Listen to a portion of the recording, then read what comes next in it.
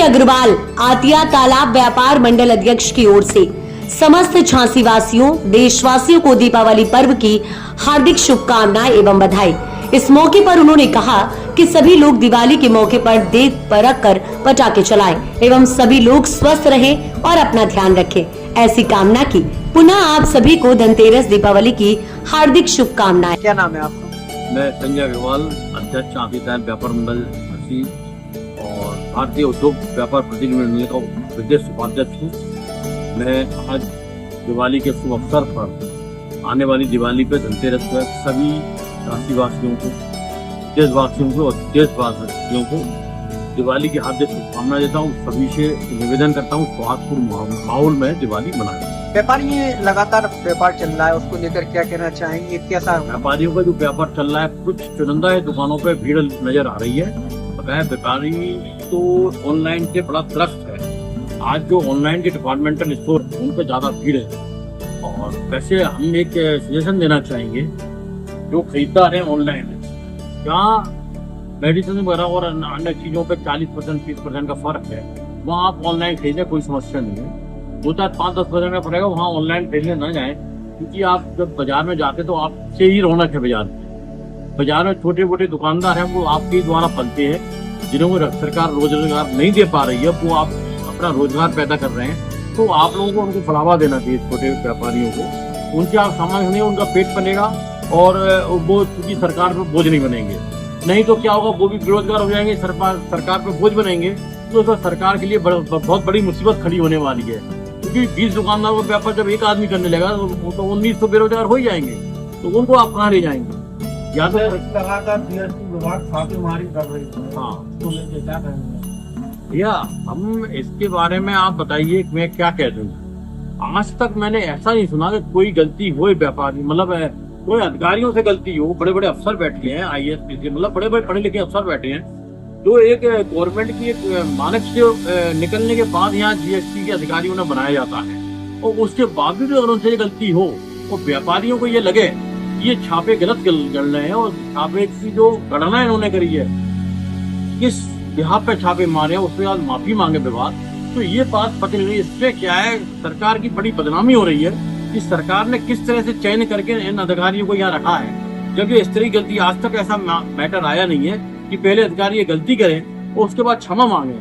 जैसा कि हमने भी देखा है कि विगत 17 अक्टूबर 2024 में दैनिक जागरण के पेज नंबर 2 पे एक खबर आई है कि GST अधिकारियों को ना गलती करने का पाठ पढ़ाया जाएगा। ये जो खबर है, इससे आप व्यापारियों के दिल में एक डर सा पैदा हो गया है कि हमारे ऊपर जो व्यापारी GST वाले बैठे हैं, उन्होंने जो कर हम पे लगाया है वो एक्चुअल में सही है कि नहीं है। क्योंकि जब व्यापारी का जो अधिकारी ये असमंजस में है कि हमने जो कर ठीक लगाया है नहीं लगाया, तो इसके बारे में तो अब वही कह सकते हैं भाई। लेकिन ये निंदनीय बात है, ये बात थोड़ी अच्छी नहीं है कि हम लोग का कॉन्फिडेंस जो अधिकारी के ऊपर था कि अधिकारी कहते हैं 1 और 1 2 होते हैं, तो हम लोग मान लेते थे। लेकिन आज हम लोग का कॉन्फिडेंस गड़बड़ा गया है। इस तरह GST विभाग ने कई खाते सीज करने के बाद उनका पुनर्पैसा जमा करा है, इसको लेकर क्या है व्यापारियों का? नहीं, ऐसा भैया मैं एक चीज कहना चाहता हूँ। विगत 10 अक्टूबर के अराउंड 7-8 अक्टूबर के कुछ पेपर में खबरें आई हुई थी, कुछ व्यापारी को खाते गलत सीज हो गए हैं और उनके अकाउंटों से पैसे निकाल लिए गए हैं, और फिर उनके अकाउंट को कोई गलती से पैसे उन्होंने निकाल लिए होंगे, कुछ पैसे वापस हुए। इस तरह की खबर हमने सुनी हुई थी, और इस तरह की खबर लगातार 13-14 अक्टूबर तक चली है। तो आपके पास रिकॉर्ड सब होंगे, आप देख लीजिए उनके को। और जो लास्ट खबर जो 17 अक्टूबर को हमने पढ़ी है, तो उसमें जब ये आया कि GST अधिकारियों को गलती ना करने का पाठ पढ़ाया जाएगा, ये शायद कानपुर की कहीं खबर है, तो इसका मैं समझ नहीं पाया। इससे हम लोग को बहुत धक्का लगा है कि जो अधिकारी अभी तक छापे मारते आए हैं, जो अधिकारी बाजार में मतलब GST के छापे मारे हैं, इन्होंने SIV करी है, ये तो उनकी कार्य प्रणाली की संदिग्ध लग रही है। इस तरह की जब भाषा उसमें आती है पेपर में, उनको पाठ पढ़ाया जाएगा, इसका मतलब वो पूरी परिपूर्णता नहीं है, परिपूर्णता कोई नॉलेज नहीं है उनको, क्या लगता है पाठ पढ़ाया जाएगा? GST को खुद ही नहीं समझ पा रहा, क्या लगता है हमको? अभी ये खबरें क्या कहना चाहेंगे एक बार अधिकारियों का संदेश? मेरे जो अधिकारी हैं एक न्यायपालिका से जुड़े हुए हैं, हम व्यापारी वर्ग उन्हें एक न्यायमूर्ति मानते हैं कि व्यापारियों के लिए जो उन्होंने टैक्स लगाया है या जहां उन्होंने छापे डाले हैं न्यायपूर्वक डाले होंगे, पूर्णतः 100% जांच करने के बाद डाले हुए। तो मैं सभी अधिकारियों से निवेदन कर रहा हूँ, किसी भी व्यापारी पे छापा डालने के पहले उसको पूर्णतः 100% जांच कर लें।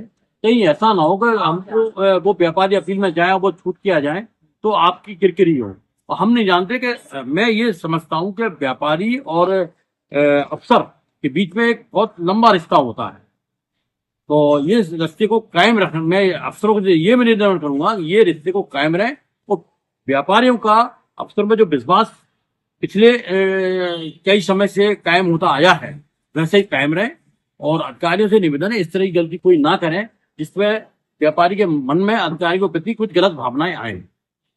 आगामी त्योहार को लेकर एक बार इसी के साथ में आगामी त्योहार के लिए पुनः दिवाली की हार्दिक शुभकामनाएं देता हूँ और सभी लोगों से मैं निवेदन करता हूँ कि आप हर्बल पटाखों का इस्तेमाल करें और पॉल्यूशन से अपने प्रदेश को, झांसी को और भारत को बचाएं और दिवाली का त्योहार स्वास्थ्यपूर्ण माहौल में मनाएं।